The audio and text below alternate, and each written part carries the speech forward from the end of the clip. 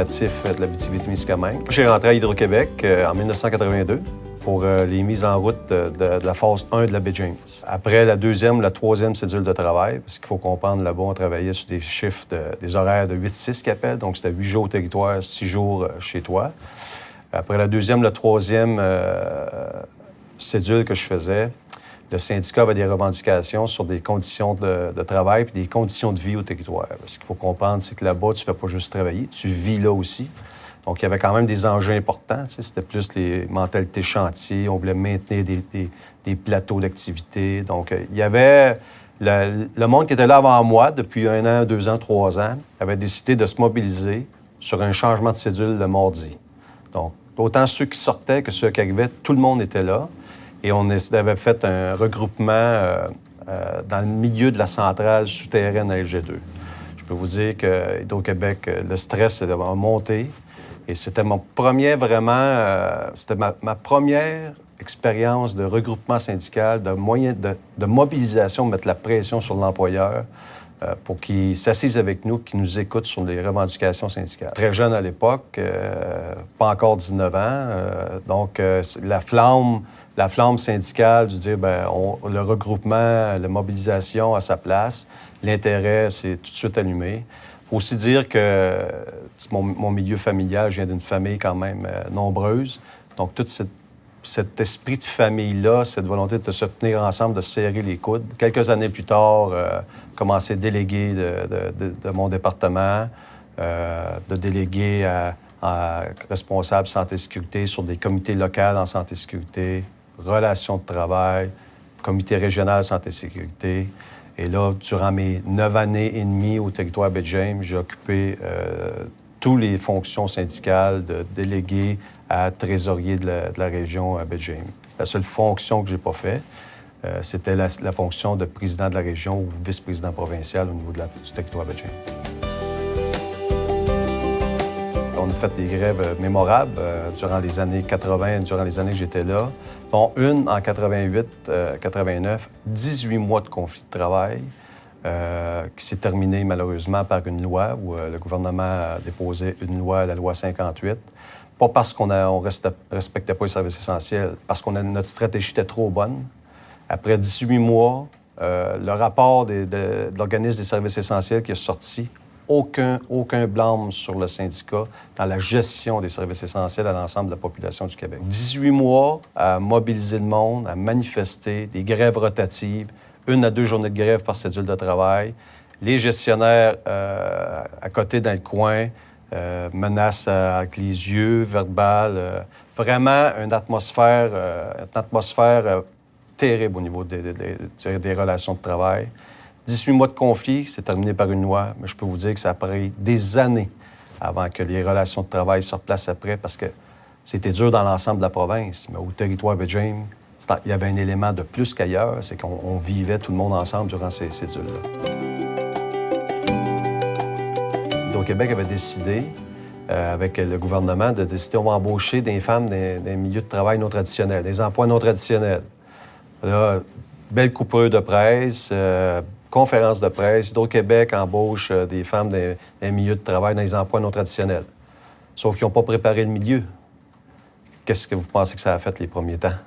Friction entre les hommes et les femmes. Les hommes disaient comment les femmes peuvent venir faire mon travail. Donc, puis on ne parle pas de ça il y a 100 ans. Là. C'est hier que ça s'est passé. Donc, il a fallu syndicalement intervenir dans les milieux de travail, faire de la sensibilisation. On dirait Hydro-Québec, tu ne peux pas changer des pratiques, des cultures comme ça, sans informer le monde, sans les préparer à la venue de ces gens-là. Donc, c'était vrai au niveau de la baie James pour les Autochtones, et c'était aussi vrai au niveau de l'arrivée des femmes des milieux non traditionnels à Hydro-Québec, qui a amené, d'ailleurs, la section locale, ma section locale 1500, à être une des premières sections locales au Québec à emmener une politique qui est contre le harcèlement, autant psychologique, sexuel, etc. Parce qu'on vivait des problèmes dans les milieux de travail. Il faut l'envoyer comme organisation syndicale, comme structure syndicale, un message clair aux membres qu'on représente. Il y a des lois qui existent, il y a le respect des gens qui existent. Et on a fait une politique lors de notre congrès où on avait voté, vote nominal même. Ça va toujours bien quand on fait de la prévention, syndicat employeur. Le problème qu'on a, puis c'est comme en santé et sécurité, c'est quand arrive la réparation. Et là, c'est plus compliqué. Comment on répare quand il arrive des situations désagréables comme ça, malheureuses, qu'il y a du harcèlement, peu importe la forme d'harcèlement, c'est toujours plus dur à réparer que faire la prévention. Donc, nous, moi, dans mon rôle que j'ai toujours joué, la section locale d'où je proviens, on a toujours favorisé la prévention, autant au niveau de l'harcèlement que de la santé et sécurité au travail. J'ai été, après ça, nommé sur le comité de négociation en 1996, où aussi ça a été une négociation assez mémorable parce que ce qu'il faut se rappeler, c'est que dans ces années-là, c'était un gouvernement du Parti québécois qui était au pouvoir, Lucien Bouchard qui était le premier ministre. L'objectif du déficit zéro, l'atteinte de cet objectif-là, il y avait eu un mandat donné clair par le gouvernement. C'est que l'ensemble de la fonction publique, incluant les sociétés d'État, devait avoir une récupération de 4,5 à l'intérieur des conventions collectives. Après quelques séances de négociation, il y a un médiateur qui était nommé dans le dossier parce qu'on s'enlignait pour ne pas se comprendre, pas s'entendre. Puis la première rencontre avec le médiateur va toujours me frapper. Il nous avait dit au syndicat, dans une rencontre en aparté, il dit « C'est de valeur pour vous autres, vous n'avez pas choisi des bonnes années pour faire du syndicalisme. » Donc, ça partait bien la médiation. Par contre, le résultat, pour moi aujourd'hui, quand je regarde le résultat de cette négociation-là avec les membres, la mobilisation des membres qu'on avait faite, même si on avait une médiation, un gouvernement qui voulait récupérer, il y a eu des récupérations faites dans les conventions collectives, ça, il ne faut pas s'en cacher. C'est malheureux, mais on a limité, moi je disais qu'on a limité les dégâts, mais on a amené des principes à l'intérieur de cette négociation-là qui, aujourd'hui, je ne voudrais pas Hydro-Québec a demandé aux membres de revenir en arrière de ce que c'était.